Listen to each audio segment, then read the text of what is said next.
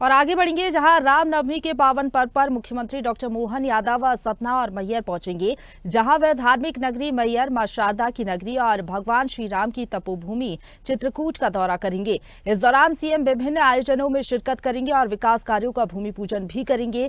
इसके साथ ही बीजेपी स्थापना दिवस पर आयोजित शोभा यात्रा में शामिल होकर सभा को संबोधित करेंगे।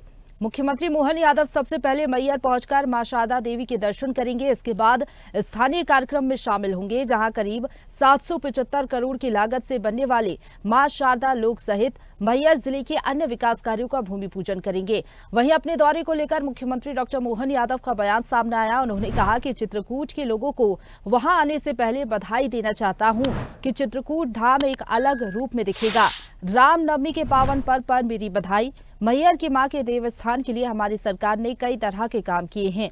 धार्मिक पवित्रता को बनाए रखने कई धार्मिक नगरों को शराब से मुक्त किया है। चित्रकूट में सीएम सहित साधु संत और स्थानीय लोग 11 लाख दीपक जलाकर भगवान राम की तपोस्थली को रोशन करेंगे। इसके बाद सीएम चित्रकूट से भोपाल के लिए रवाना हो जाएंगे।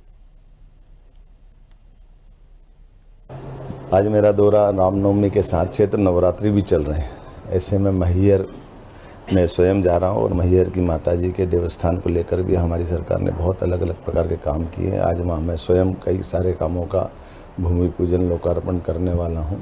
इसके अलावा भी हमारे जानकारी में है कि हमारी सरकार ने 17 से ज़्यादा नगरों को, जो धार्मिक नगर हैं, उनको हमने शराब मुक्त किया है। उन स्थानों की धार्मिक पवित्रता को बनाने का प्रयास किया है।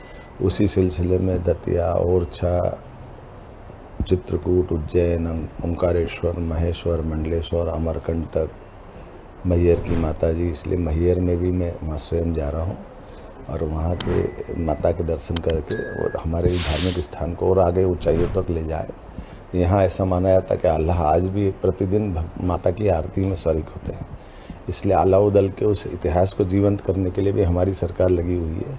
मैं माँ से कामना करता हूँ कि वो वीरों का वो समय एक बार पुनः जनता जानना समझना चाहती है, तो रिसर्च के माध्यम से, लोकोक्तियों के माध्यम से जनता के अंदर उनके इस पराक्रम की जो छवि अंकित हृदय में है वो पुनः जीवंत हो और हमारे अपने पुरुषार्थ के आधार पर मध्य प्रदेश के सरकार यशस्वी प्रधानमंत्री के नेतृत्व में कदम से कदम मिलाकर विरासत से विकास की ओर लेकर चलने के उस संकल्प की पुनः पुष्टि करे, जिसके आधार पर मध्य प्रदेश की गौरवशाली विषय एक पहचान रही है।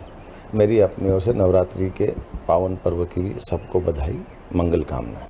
ताजा खबरों के लिए लाइक, फॉलो और YouTube पर सब्सक्राइब कर बेल आइकन दबाएं। साथ ही ताजा अपडेट्स के लिए swedeshlive.com पर विजिट करें।